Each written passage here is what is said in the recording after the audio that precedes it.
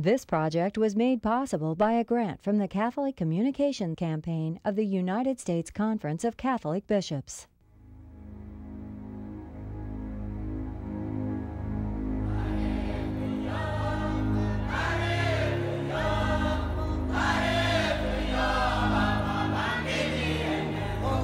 Them will I bring to my holy mountain, and make them joyful in my house of prayer.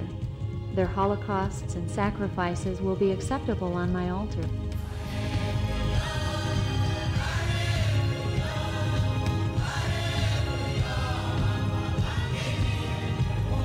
All who believed were together and had all things common. They would sell their property and possessions and divide them all according to each one's need.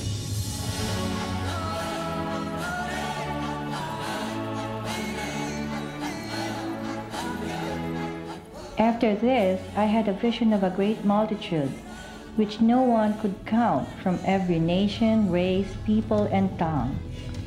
They stood before the throne and before the Lamb, wearing white robes and holding palm branches in their hands.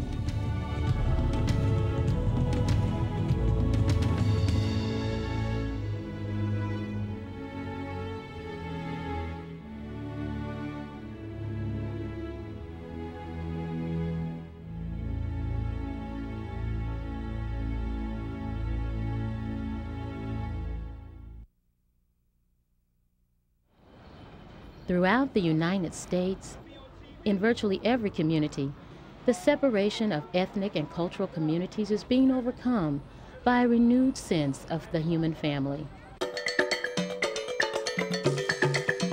Our world is changing, and we are beginning to see that what once drove us apart can now be an opportunity for coming together.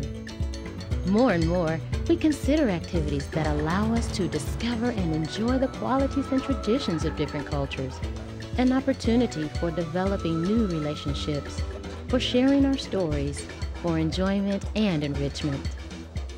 Today, there are many faces on our streets, and in our shops, in our schools, and in our homes.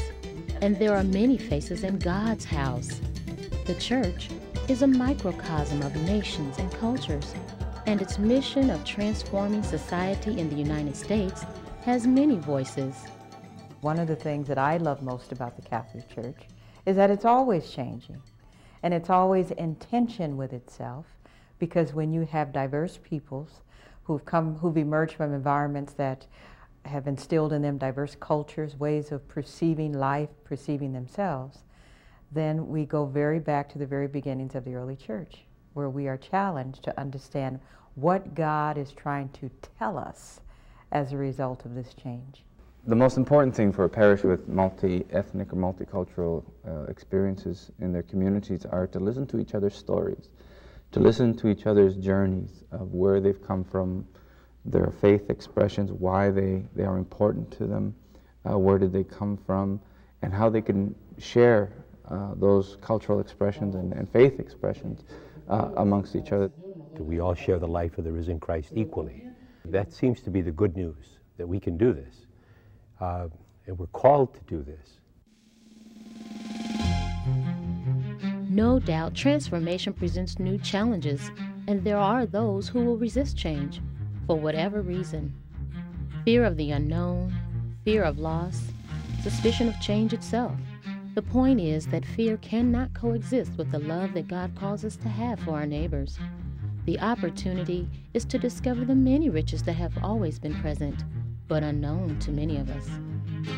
At first myself, I was hesitant because I didn't know how I was going to be accepted, whether I was going to be part of the group or not. And I just took that risk, that challenge, and that's what life is all about, a risk and challenge. And I took that risk, and it was positive because I've learned so much in this community with so much diversity that it can only enrich my life.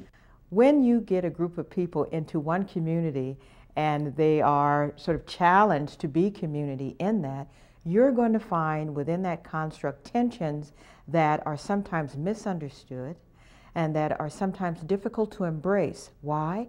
Because we all come with our own set of values, with our own set of personalities, with our own cultures. And the challenge becomes allowing those cultures and personalities and ways of being to evolve into a very beautiful whole. The first year or two when you're trying to do this unity stuff, it looks like unity, but it's really just niceness, you know.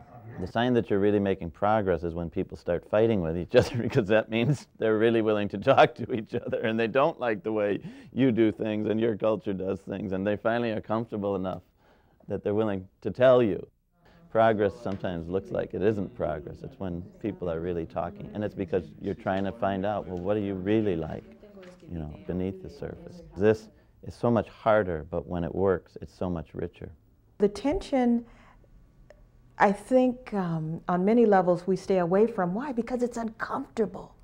But that's what the cross teaches us, that when you look at the complexities in life and the painful aspects of who we are as a people, as a community, that's exactly where God is at. Reach in, grab a hold to it, expose it, and that's when the healing begins.